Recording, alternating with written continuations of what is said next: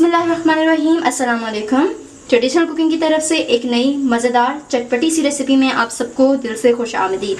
आज मैं आप सबके लिए एक बहुत ही आसान झटपट बन जाने वाली चटपटी सी रेसिपी लेकर आई हूँ। गोलगप्पे आप सबको बहुत पसंद है, तो गोलगप्पे घर में बनाने के लिए उनका पानी घर में बनाना कैसे बनाया जाता है, तो आज मैं आप सबके लिए इसकी रेसिपी लेकर के आई हूँ। इसके लिए मेरे पास यहाँ पे मौजूद है इमली मैंने 100 ग्राम ली है, जिसे मैंने हाफ आवर से जो है पानी में डिप करके रखा है। ज़्यादा टाइम इसलिए कि इमली का गूदा आसानी से निकल जाएगा, वरना 15 मिनट भी आप कर लें तो इट्स ओके। 1 टीस्पून मेरे पास मौजूद है लाल मिर्च का पाउडर।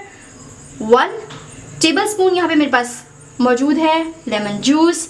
1 टीस्पून काला नमक। मैं काला नमक इस्तेमाल कर रही हूँ क्योंकि मुझे काले नमक का टेस्ट अच्छा लगता है। अगर आपके पास काला नमक मौजूद नहीं है तो व्हाइट सॉल्ट इस्तेमाल करें, और अगर आप मेरी तरह काला नमक पसंद करते हैं तो काला नमक यूज़ कर लीजिए।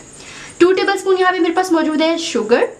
1 टेबल स्पून यहाँ पे मेरे पास मौजूद है ज़ीरा पाउडर। अगर आपके पास ज़ीरा पाउडर अकेला नहीं है तो इट्स ओके, परेशानी की बात नहीं है।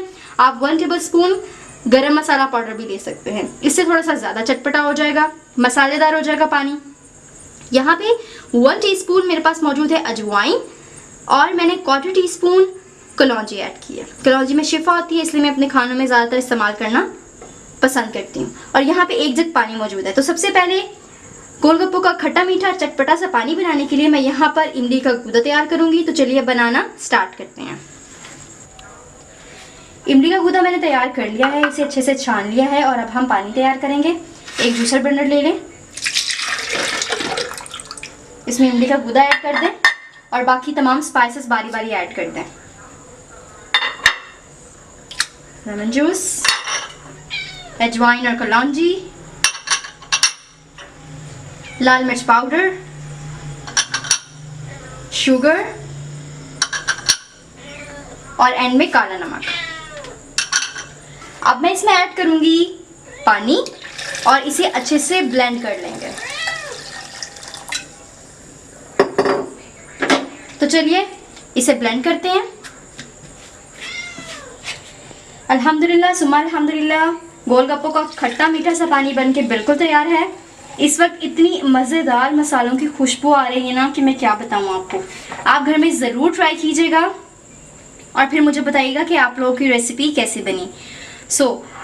अल्हम्दुलिल्लाह आज की रेसिपी बहुत आसान थी, बहुत इजी थी, बनाने में भी बहुत इजी थी, और ये जब आप टेस्ट करेंगे तो इसका टेस्ट भी बहुत अच्छा होगा। मैं उम्मीद कर रही हूँ आपको मेरी आज की रेसिपी भी बहुत पसंद आई होगी।